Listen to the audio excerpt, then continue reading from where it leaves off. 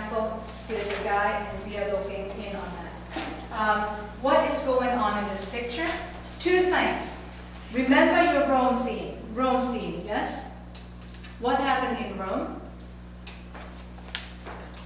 When he's just walking around before he gets to the church. He's passing a guy. What's with this guy on the airplane? There's a guy on the airplane, that's right? Who he thinks is his rival, Bruderhofer. We have our regular thing. You have Eva Maria, you have Feinlein, you have Bruderhofer. Classic rivalry, okay? Oh, I should actually probably do it the other way around. Oh no, this is good enough.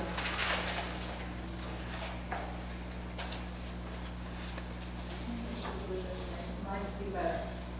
Okay. Here is Eva Maria. Here is Bruderhofer. This would be more like the Caravaggio painting. Here is Feinlein. He's relating to both of them. So you could look at the triangle this way, and then you see classic rivalry. This is his rival. This is the object he desires. Eva Maria is the object he desires. This is the guy he wants to kill. So you have, when Feinlein looks at them, you have here desire, and here you have the impulse to kill. And what he wants, he's looking at a relationship that is very strong between two. Think of the Caravaggio Madonna and of the Pilgrims. Think of the relationship between Conrad and the fish. These are very strong relationships that are very silent. They cannot be destroyed. They form a firm basis. You are the outsider looking in, wanting to know what is going on in this relationship. In the same way, Feinlein stands outside the picture, looking in onto a strong relationship, and he has very strong emotional responses to both parties in that relationship. To Eva Maria, he has desire, and to Bruderhofer, he has a desire to kill. He wants that rival gone. Doesn't matter if it's Graf Golfing or whether it's Bruderhofer. That means this is a situation for him of very strong ambivalence. On the one hand, desire, on the other hand, to kill in order to have this object. If you're thinking about the relic, why does he steal it? Well, finally, he takes possession of what he really wants. This is what he wants, even if it's only in the form of a relic. He finally has it in his closet. And that's when he cracks.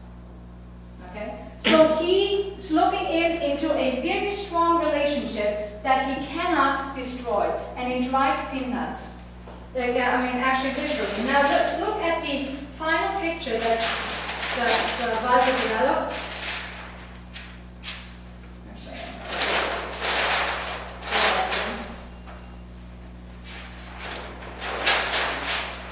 So here you have your castle,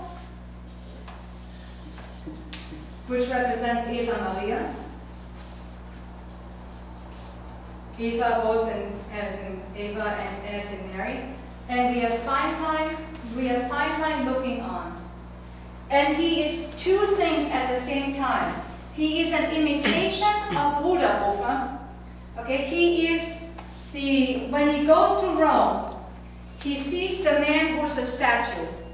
And he has already thought, you see how many steps displaced this is. He has already thought that the man he saw in Rome, who imitated the statue, who was holding a dog, here, this is the dog, okay, he was holding a dog, was a representation of Bruderhofer. In the final scene, this is how crazy he really is at this point. He has become an imitator of an imitator. He is imitating the man he thought was imitating Bruderhofer. He becomes Bruderhofer imitation. A Bruderhofer imitation. But not just that. He becomes a Bruderhofer imitation who now, instead of the dog, is dangling his own head, which is based on the second Caravaggio painting, where David, the younger one, is holding the head of the older one, and he said at I have to put this postcard into Bruder Hofer's mailbox so that he knows what our relationship is like. But he doesn't know that I'm the artist. Wow.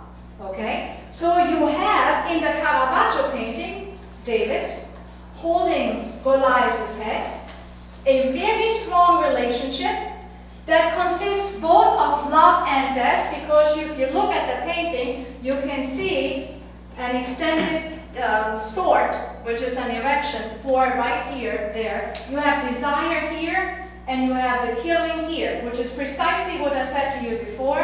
Eva Maria and Bruder Hofer, and he's here. You have desire, and you have the desire to kill. Okay? You're looking at this picture. This is looking at the Caravaggio picture with David relating to Goliath. Is the same for him as looking at the relationship, the marriage between Eva Maria and Bruder Hofer. He wants Eva Maria and he wants to kill the other one. In the final picture, then when we see him completely cracked, once a week, he goes down to this spot on the river, near the bridge, looks to what he cannot obtain, sein Jenseits. That is his Jenseits, the beyond, to which he cannot get. Looking at Eva Maria, imitating his own rival.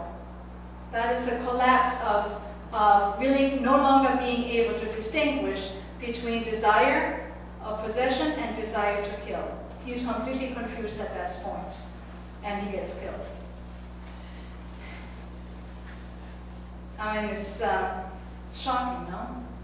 And you feel, and not only that, not just that, it's not just that. What is really upsetting about this, okay? So now you have, I'm putting it different now. You have Eva Maria, and you have fine line, imitating Bruder Hofer. He wants, just as he stole the relic, he now becomes Bruder Hofer, an imitation of him. Okay, so now these are like that, even though it's just desire. And you have the observer here. This is your picture, and we are looking in. And there are many people who are looking on that. There's a whole crowd of people who are expecting him to talk. There is Müller-Sosima goes at some point to look at him. Massimo is going to look at him, and we are looking at him. We all see his humiliation, that he cannot let go. And what this does here, because it's just desire, because it's just art, it's just faith. But it shows also that faith ultimately does not work. Because if it just worked, he would just have been content to go to Rome and have the Madonna as a substitute, but it's not enough. And that's what's good about Walser. It's not a book about belief. In fact, it's a book about that faith does not work. It does not work, no matter what he says. It's a very nihilistic book. This is not a Lichtgestalt, this Percy, it's the opposite. And in fact, he too gets killed. If you think about him, he's no basis to live. His message doesn't work. Nobody believes him. He has no economic basis to stand on, and he loses all his fathers. He's got absolutely nothing at the end. So it's a very destructive book. It's a very bleak, and it's a very negative book. And it has to do with the collapse of desire and the killing into ultimately being directed against yourself. I mean, he does destroy himself. Do you see it differently? Well, no. Psychodynamics differently? No, this is very interesting because the other thing I'm just wondering as you're saying that is, because it does feel as if it is nihilistic at the end, and Glauba on its own doesn't work. But I think he makes that quite explicit, also does, in that dialogue late in the book with Katze. Yes. The leader of the motorcycle gang. Yes. Because it's as if all of a sudden Nietzsche, not to get too high, absolutely, no. appears. No, absolutely. And we come back to the same old problem that, okay, faith is great, But in terms of behavior and moral dictates, when Katza says, well, why shouldn't I hate people and preach nihilism and want to kill and all that sort of stuff? And Percy says, well, I suppose in the end, my only answer is because being nice is sort of schöner, having things is prettier. So it all comes down to a question of aesthetics in the end. That's exactly right. It comes down, and that's precisely why there's so much art and so much looking at. It's a book about looking, it's a book about seeing, and it's a book about talking. And ultimately, if faith only depends on what you're putting in, then it is just a matter of what you see. And that means ultimately that Walser had to realize that without a concept of God, it isn't going to work. Because and that is why at the end, Percy is looking for all these father figures that he can't find. And that brings us back to the Christmas story, okay? So here is your lady, and she gives back she gives birth to that baby, and that baby wants to become God. You need to ultimately transcend your physicality into you need to become idea, and the idea needs to be absolute. But obviously this doesn't work anymore, and because we know that in the 20th century, certainly after Nietzsche, here is where you stop. You have no more access to transcendence. You are stuck in immanence, and that is why Percy ultimately dies without a message. It's a nihilistic book, because there is no God. And if you don't have that, you cannot have the intimacy of faith that the pilgrims have. And even if you had it, and that is why these pictures are always private, you are always on the outside looking in each one of the functional relationships that are possibly there. And we don't really know what the relationship is between Eva Maria and her several husbands. They appear to be quite good. They have a great time sailing down there with Muttersohn and Eva Maria. But he is looking in on this relationship, and he doesn't know what it is that makes those relationships tick. That's finite now, but it's also true for Percy. He looks in, and those relationships, when they are functional, between these two, whatever it is, okay, those are completely silent. You can never witness that. But you look in and you are eaten up with envy that you're not part of it. You desire the one and you want to kill the other. And in the end, because his longing is so intense, he collapses, he tries by force to collapse the distance. If only I could be like Rudolf, then of course I would get the object. And he congeals into an imitation of Rudolf, stuck